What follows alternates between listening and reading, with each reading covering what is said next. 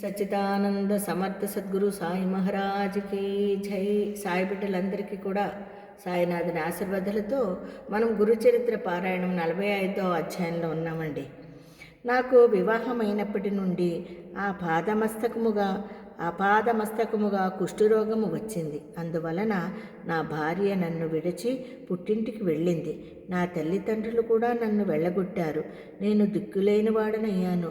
ఆ జగదాంబను ఆశ్రయించి ఉపవసించిన నా పాపము నశించలేదు. అప్పుడు ఆ తల్లి చెప్పినట్లు చందాలేశ్వరుని ఆశ్రయిస్తే నా రోగము తగ్గుతుందని గంపడి ఆశతో అచ్చటికి వెళ్ళి కఠోరమైన పురచ్చరణ చేశాను. ఆ తల్లి కూడా నన్ను చేదరించుకుని వెళ్ళగొట్టిందే కానీ అనుగ్రహించనే లేదు. నా ముఖము చూచే వారెవరూ లేరు. నేను ఇలా బ్రతకడం కంటే మరణించడమే మేలు. చివరి ఆశగా మిమ్మల్ని శరణు పొందడానికి వచ్చాను. దయచేసి ఈ నా వ్యాధికి నివారణ ఉన్నదో లేదో వెంటనే చెప్పండి. ఈ దుస్థితిలో నేనింక బ్రతకలేను.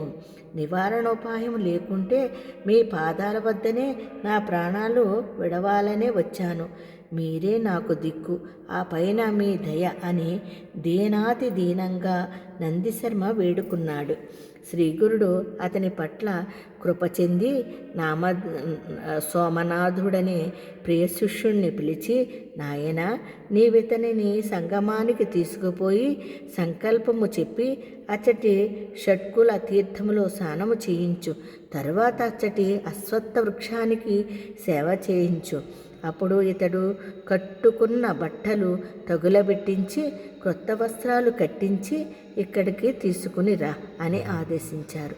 ఆ ప్రకారమే నందిశర్మ స్నానానికి వెళ్ళి ఒక్కసారి ఆ నదిలో మునిగి పైకి లేవగానే అతని శరీరములో ఆ రోగం ఎక్కడా లేకుండా పోయింది. తర్వాత అచ్చటి అశ్వత్థ వృక్షానికి ప్రదక్షిణం చేయగానే అతని శరీరము బంగారు ఛాయతో వెలిగిపోయింది. తర్వాత అతడు కొత్త వస్త్రాలు ధరించాక అతని పాత వస్త్రాలు మూట కట్టించి ఒక చోట తగుల పెట్టించారు. అప్పుడు ఆ తగుల పెట్టిన ప్రదేశమంతా చవుడు బారిపోయి ఉంది.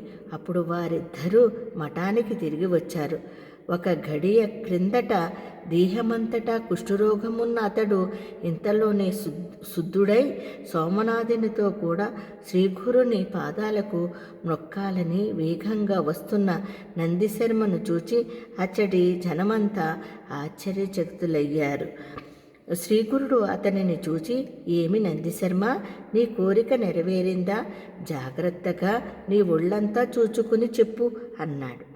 అతడు చూచుకుని తన పిక్క మీద ఒక చోట కొద్ది మాత్రము కుష్టి మిగిలి ఉండడం చూచి బాధపడి, అయ్యో, మీ కృప వలన కూడా ఈ వ్యాధి పూర్తిగా నశించలేదే, నన్ను దయచూడండి అని వేడుకున్నాడు. శ్రీగురుడు, నాయన, నీవు దేవతల వల్ల గానిది ఒక మానవ మాతృని వలన ఎలా సాధ్యమవుతుంది అని సంశయించినంత మేరకు ఈ వ్యాధి మిగిలింది. ఇప్పుడు నీ సందేహము తీరిందో లేదో చెప్పి స్తోత్రం చేయి, ఆ కాస్త తొలగిపోతుంది అన్నారు. నందిశర్మ నమస్కరించి, స్వామి, మీ పట్ల నాకు గల సంశయం పూర్తిగా తొలగిపోయింది. కానీ నేను చదువుకోలేదు. మందబుద్ధి అయిన నాకు మిమ్మల్ని స్తుతించడం ఎలా సాధ్యము అని ఆయన పాదాలకు నమస్కరించాడు. అప్పుడు ఆయన, నాయన, ఏనుగు నోటి నుండి బయటకు పెరిగిన దంతములాగా మా నోటి నుండి వచ్చిన వాక్యము వెనుకకు మరలదు. మేము చెప్పిందే చేయాలి అని కొంచెము భస్మము తీసుకుని అతనిని నోరు తెరవమని చెప్పి అతని నాలుక చివర ఉంచారు. అతడు వెంటనే జ్ఞానవంతుడై లేచి నిలుచుని చేతులు కట్టుకుని స్వామిని భక్తి పారవస్యముతో ఇలా స్తుతించాడు. మరి 45వ అధ్యాయంలో జయ గురుదత్త, శ్రీ గురుదత్త అది రేపు చెప్పుకుందామండి.